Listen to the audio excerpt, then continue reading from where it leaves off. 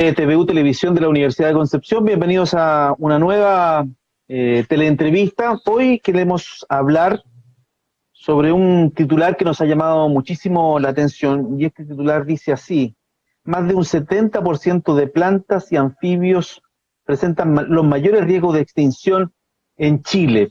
Este es un estudio que se ha realizado aquí desde la Universidad de Concepción y que reveló estas cifras que evidentemente son muy preocupantes. Nos va a acompañar en esta conversación el profesor Cristian Echeverría. Él es académico de la Facultad de Ciencias Forestales de la Universidad de Concepción. Don Cristian, ¿cómo está? Gusto saludarle. ¿Qué tal, Hugo? ¿Qué tal? Buenas tardes. El titular preocupa y muchísimo. En estricto rigor lo que está pasando: el 70% de las plantas y anfibios presentan los mayores riesgos de extinción en Chile. No significa que estén en peligro de extinción, porque yo entiendo que hay una gradualidad y hay de hecho distintos niveles en donde el peligro de extinción serio sería como el último nivel, ¿o no? O todo el 70% está efectivamente en peligro de extinción, profesor. Sí, en realidad es al menos o más de un 70% está amenazado. En particular, los anfibios presentan a nivel nacional un 71%, y en el caso de todas las plantas es un 73%. Pero en particular, dentro de las plantas hay varias formas de especies. Una de ellas son las plantas con flores y las coníferas. Y de ese grupo, de las plantas con flores y coníferas, el 81% de las especies que han sido evaluadas en Chile está amenazada. Ahora, ¿qué significa una especie amenazada?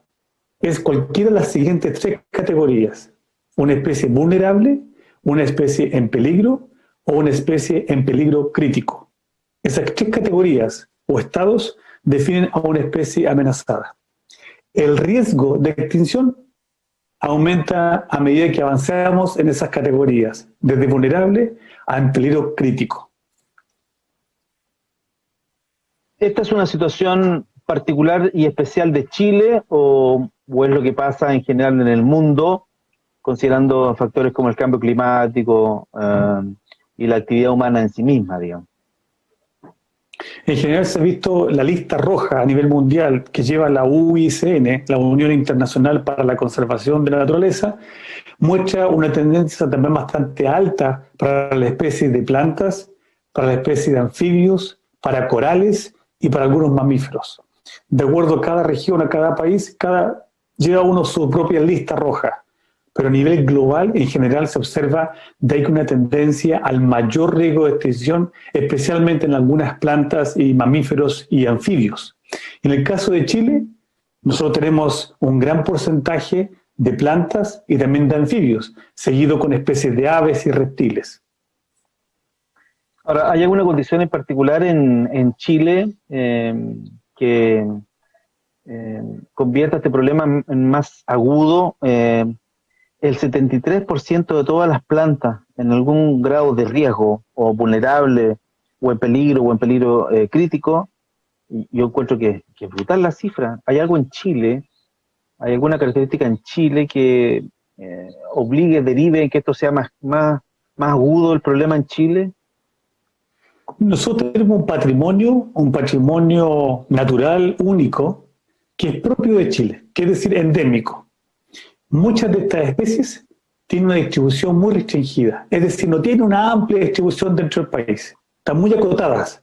Por ejemplo, la región del Biobío, la región del Maule, o al centro o al sur del país. Eso tiene que ver básicamente con la forma que tiene Chile, al ser muy delgado, digamos, y el tema de la tanta diferencia, digamos, entre norte y sur del país, que es muy pequeño el espacio que hay para que una planta o un ser vivo se reproduzca.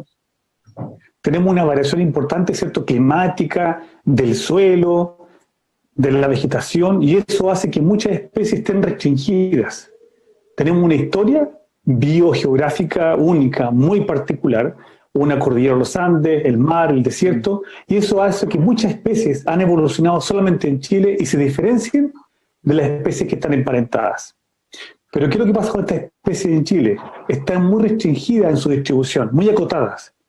Entonces, ¿qué es lo que pasa? Hay un disturbio. incendio o un cambio de uso del suelo, expansión urbana, expansión agrícola o cualquier tipo de expansión de uso intenso del suelo, entonces esas especies son más vulnerables a desaparecer.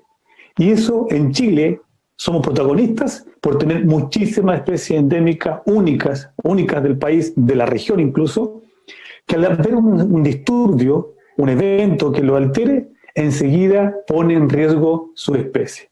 Y eso es una de las consecuencias por qué tenemos demasiadas nosotros especies en alto porcentaje de amenaza. Somos lo más parecido a una isla, diríamos, en el estricto rigor, ¿no? Exactamente. Yendo al caso de la isla, por ejemplo, Juan Fernández, el nivel de endemismo es altísimo y el nivel de porcentaje de especies amenazadas es uno de los más altos que existen en el mundo. Entonces, en cierta forma, Chile es una isla biogeográfica con mucha historia, ¿cierto?, muy antigua, y eso hace de que las especies hayan evolucionado muy separadas de otras especies emparentadas. Por ejemplo, tenemos algunos parientes en Sudáfrica, en Nueva Zelanda, pero en el caso de Chile, ¿cierto?, ya están separadas por miles de siglos y han evolucionado acá, diferenciándose de otras. Bueno, este es un estudio que se realizó aquí desde la Universidad de Concepción y llega a las conclusiones que estamos comentando. Cuénteme, ¿quiénes participaron de este estudio y por cuánto tiempo lo hicieron? ¿Y cómo se desarrolla? ¿Cuál es la metodología?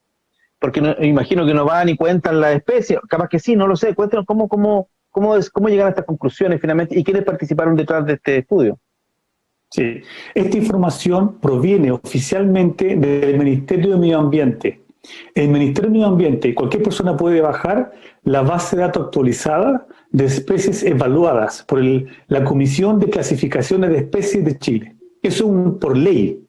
Existe un reglamento de clasificación de especies, RCE, y hay un procedimiento que todos los años cualquier persona del país puede proponer una especie para que se evalúe o se reevalúe.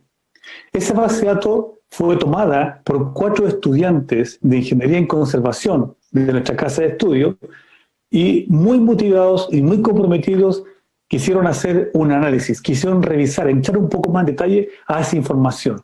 La información es oficial, pero quisimos entender cuál es la tendencia en ese porcentaje de especies amenazadas. ¿Siempre ha sido así? ¿Se ha mantenido a través del tiempo? Y también calcularon los índices que se llama el índice de lista roja, que es un índice universal que ayuda a comparar el grado de riesgo de extinción de la especie en un país con otro. Entonces estos jóvenes estuvieron trabajando 4 o 5 meses en bucear toda esta base de datos, en poder mirar los datos, registrarlos, analizarlos, y llegaron entonces a esos gráficos, esos análisis de tendencia. El porcentaje de especies amenazadas ya es sabido en el país por el Ministerio de Medio Ambiente. Pero acá los jóvenes lo que quisieron hacer es entrar a analizar más en detalle qué es lo que está detrás, qué tipo de especies son las que están más comprometidas. No indagaron con detalle en las causas eventuales de alguna especie en particular, porque usted ya mencionó algunas causas, digamos, bueno, la actividad humana es una de ellas, ¿no es cierto? El ser humano extiende su territorio y ocupa territorios que habitualmente eran hogar de algunas especies, y eso las perjudica.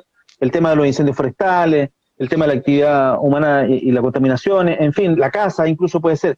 Pero ¿llegaron a alguna conclusión en torno hacia alguna especie en particular? ¿Está ocurriendo algo especial con esta especie y puede ser solucionable? Porque el paso siguiente después de esto no es la pega de los estudiantes, pero el paso siguiente es qué acciones tomamos para que esto finalmente se detenga. Correcto, ese fue un punto. Algo muy importante que Chile se comprometió en el Convenio de Diversidad Biológica, y una de las metas dice detener el avance en el riesgo de extinción de las especies. Pero para eso las especies deben estar identificadas. Entonces, el primer paso como país es identificar la especie, evaluarla y saber su estado de conservación. Listo.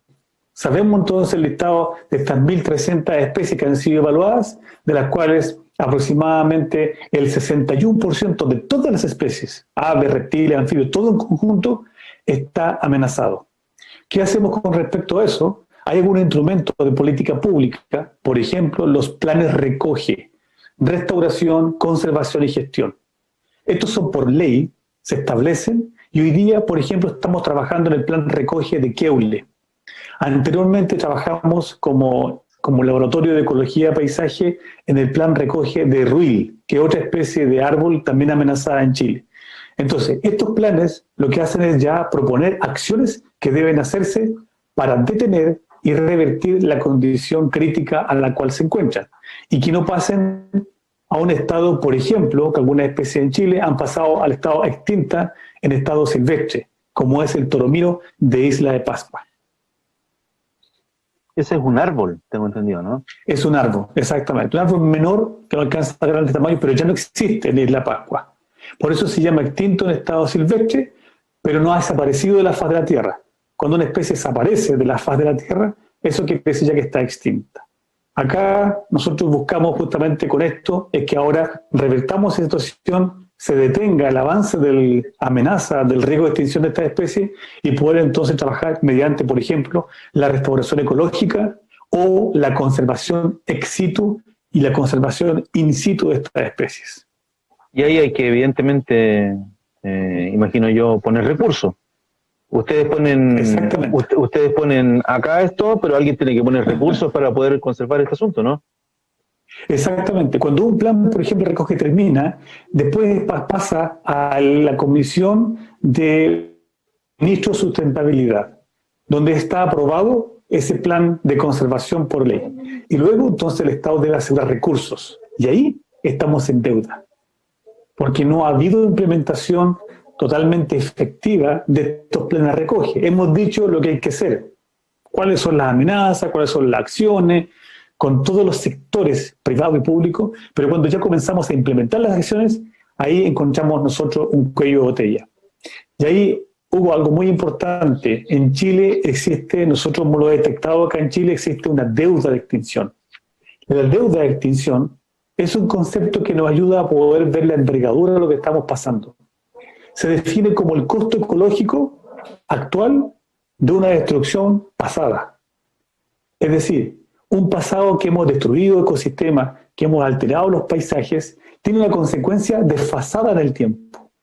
Y lo que pasa es que las especies desaparecen o disminuyen, ¿cierto?, su población después de varias décadas o incluso siglos. Y en ese caso nosotros hemos detectado una deuda de extinción en la cordillera Nahuelbuta que compartimos entre la región de Biobío y la Araucanía. Sí, esa deuda me parece un concepto muy novedoso y me suena mucho a deuda histórica, pensando en lo que pasa con los pueblos originarios, haciendo el símil con lo que pasa con los pueblos originarios, digamos, y lo difícil que ha sido solucionar esa deuda también. Bajemos un poquito a la región del Biobío y coloquémosle nombre y rostro a los animalitos que están en peligro de extinción. Aquí en la región del Biobío, yo no sé qué porcentaje de endemismo tenemos, vale decir que sean especies solo de la región del Biobío, probablemente habrá una. Estoy pensando en el matuasto, por ejemplo, que es un lagarto que existe en Antuco, solo en esa zona, me parece. Pero no sé qué tanto endemismo tenemos acá. Ahora, ¿qué animalitos en la región del Biobío que la gente conoce, ¿no es cierto?, para colocarle, insisto, nombre y rostro a esto, están en riesgo. No sé, en alguna de las categorías, vulnerable, pensemos en peligro o definitivamente en peligro crítico. Por ejemplo, hay especies que lo que yo más domino, que son las plantas. De la especie de planta hay una, por ejemplo, que se llama el Michay araucano o Michay de Neger. Es un arbusto precioso, con espinas, con una flor muy bonita, que crece solamente en la región de Biobío y crece solamente en la costa del Biobío. Y donde más se encuentra es en la Reserva Nacional Nonguén. Y existen pequeñas localidades cerca de Lebu, cerca de los Álamos, un poco más hacia el sur. Y después ya no existe en ninguna otra parte del país. Otro arbusto interesante es la chaura del Araquete. Como dice su nombre, existe en la zona del Araquete. Pero es extremadamente escaso, extremadamente escaso. Pero existe hay también especies en Chile y en el Araquete solamente está la chaura del Araquete, no está, no sé, en Temuco, o por lo menos no lo ha sido encontrar. No. Por lo tanto es de acá, no. Solamente de acá. Exactamente, solamente de acá. ¿Y usted ha tenido la posibilidad de verla, estar con él, trabajar con la planta? Sí, sí. ¿Por qué le pregunto eso? Sí, ¿por qué le pregunto eso? Porque imagino que cuando semillan estas plantas, sé que semilla no lo sé, usted la recogerá, eso no sé, y habrá manera de reproducirlo, digamos, para evitar la extinción completa. Sí, lo que se ha hecho, por ejemplo, nosotros como la ortoecología paisaje, lo que hacemos es visitar la especie, visitamos una localidad para caracterizarla, para registrarla. Es un punto muy importante. Tenemos nosotros, mediante un sistema de información geográfico con GPS, registramos la ubicación, la latitud, longitud de todos estos puntos para que quede para el futuro. Imagínense 100 años más, que quede como un registro histórico. Y esa información es la primera. Luego es la reproducción o la conservación ex situ. Muchas de estas localidades de Chaura-Raquete están en patrimonio de propiedad privada, en este caso de empresas forestales, donde están, ¿cierto? No se tocan estas quebradas, no se alteran las quebradas, pero el hábitat ha sido muy reducido. Entonces, puede ser que nadie toque la planta, pero puede ser que esté sometida a una deuda de extinción porque su hábitat ya fue alterado. Entonces la especie requiere, es como si, por ejemplo, una casa y personas, y tú le destruyes la casa a las personas, pero las personas están vivas. Pero después, ¿qué pasa si no tienes casa, no tienes abrigo, no tienes alimentación? Entonces eso es lo que se llama la deuda de extinción. Y en este caso, Chaura-Raquete es un caso que está inserto en una matriz productiva, altamente productiva, donde no sabemos si su hábitat, el que tiene actualmente, asegura la permanencia de la especie en el tiempo. El solo hecho de declarar, porque esto es imagino yo, debe ser una especie de decreto. El gobierno de Chile, el Estado de Chile, determina que la Chaura de la Raquete está en peligro crítico de extinción. Por lo tanto, no sé, se prohíbe a cualquier persona cortarla, quemarla, qué sé yo, cualquier cosa. No sé si existe algo así y eventualmente es distinto que esté en una empresa o bajo al alero de una empresa, en el sitio de una empresa, porque uno puede, imagino yo, hablar con la empresa querrá cuidarla, qué sé yo, a que esté en un lugar de un vecino particular, común y corriente, porque si no, van a rozar, en el invierno van a rozar, van a quemar y se va a ir la chaura y la van a quemar. No sé si me explico a la hora de Sí. a la hora de intentar la conservación. Con una empresa puede ser más fácil, pero con un particular ahí se complejiza. ¿La ley prohíbe cortar las chauras de la Raquete, por ejemplo? ¿O esto tiene que ver solamente con que la gente tiene conciencia? Es buena pregunta eso, Hugo. Cuando una especie queda como amenazada, por ley se protege. No puede ser cortada, no puede ser tampoco trasladada libremente. Su hábitat no puede ser alterado. Cualquier especie de ave o anfibio o comercializada o matada, ¿cierto? No puede ser. Es protegida por ley. Pero lo que pasa muchas veces es el desconocimiento que tenemos de estas especies. Yo creo que quizás las personas que están escuchando, no sé cuántos conocerán el Michay de Neger, o el Michay araucano, que es lo mismo, o el pitao, o el queble, o la reinita de Darwin, o el huemul, u otras especies. Entonces, es sumamente importante el conocimiento que se tenga. Es un punto súper básico. Y muchas veces nosotros hemos ido a lugares donde han quedado sepultadas especies de flora bajo carpetas de ripio por ampliación de caminos, autorizadas por la autoridad en este caso, ¿cierto? Ministerio de Obras, por ejemplo. O sea, el mismo Estado, el mismo Estado, probablemente sin saber, el mismo Estado, probablemente sin saber, arrasa. Correcto. Nosotros lo hemos visto con varias especies. Y los incendios.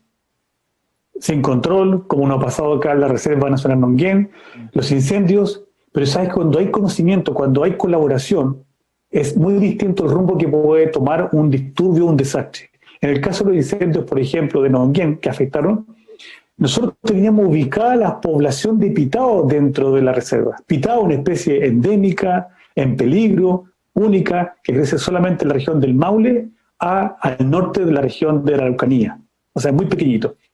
Entonces, teníamos la ubicación de esos puntos de presencia en la Reserva Nacional Nonguén y con la CONAF colaboramos. Entonces nos dijeron, ¿tienen los puntos de presencia? Sí, la latitud, longitud. ¿Y qué se hizo entonces? La cuadrilla de incendios, de combate a incendios, fue específicamente a proteger entonces donde estaban ubicados esos pitados en Nonguén. Y el incendio llegó a los pies de los árboles, pero no los dañó. Cuando existe, te fijas, esta información ayuda en la gestión, ayuda a la protección. Porque sabemos, porque la guardaparques también lo conocen y lo identifican. Imagínate cuántas personas más, propietarios particulares, etcétera, que conozcan la especie y digan, hoy tengo este individuo, tengo esta planta, quiero conservarla, quiero protegerla. ¿Qué pasa si un particular quiere proteger esto? Me refiero a un particular que en su predio se dio cuenta, no sé, compró un sitio en Laraquete y se da cuenta que en su predio se entera que existe una de estas plantitas que son importantes, que están en peligro y quiere recuperarlo. ¿Puede acceder a algún tipo de beneficio? ¿Puede acceder a algún tipo de fondo? ¿O debe él poner de su propio pecunio, digamos, los recursos para eventualmente proteger eso?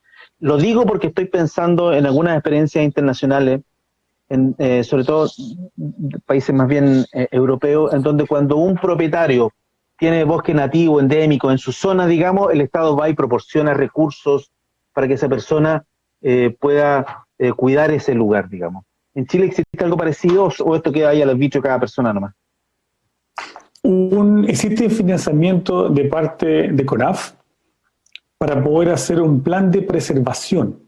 Es decir, si tú tienes un bosque nativo y está presente una especie vegetal amenazada, ese bosque queda automáticamente reconocido como un bosque de preservación. Y uno puede postular a fondos para poder realizar actividades como cercado, control de especies exóticas invasoras, pero lamentablemente es muy poco ese financiamiento. Y en general existen muy pocas personas que están motivadas para poder acceder a un financiamiento mediante un plan de preservación. Existen muchas personas que tienen esta especie, pero no hacen nada. Pero desde el punto de vista filantrópico, ellos desean conservarlo, porque les interesa conservar la biodiversidad sin recibir nada a cambio. Lo que falta hoy en día es un incentivo mucho más efectivo a la conservación de la flora y fauna en estos ambientes por parte de particulares. No existe un mecanismo que sea realmente efectivo. Hay muy poco interés de parte de los particulares para acudir a un financiamiento. Por ejemplo, en el caso de reptiles, de anfibios, no tenemos un financiamiento formal para decir yo voy a destinar esta área de conservación y no voy a, por ejemplo, a sembrar arándanos. Entonces, no existe eso. Y ahí viene entonces lo que se llama el costo de oportunidad. Sí. Que para un propietario, ¿cierto?, no es mejor, más rentable quizás plantar arándanos o avellano europeo que conservar ese hábitat, por ejemplo, para un anfibio amenazado. Por eso es que yo creo que ahí el Estado tiene que...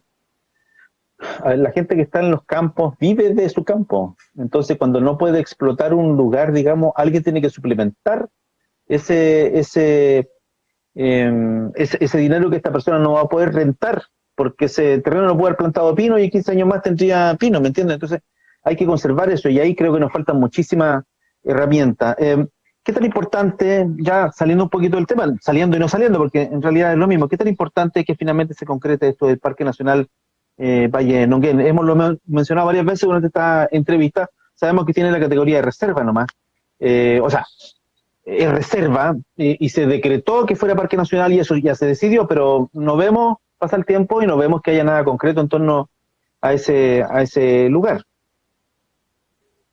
Es muy importante el reconocimiento que tiene como parque. Primero, verlo como una isla. Está rodeada de una matriz productiva y urbana. Tenemos un pulmón al medio.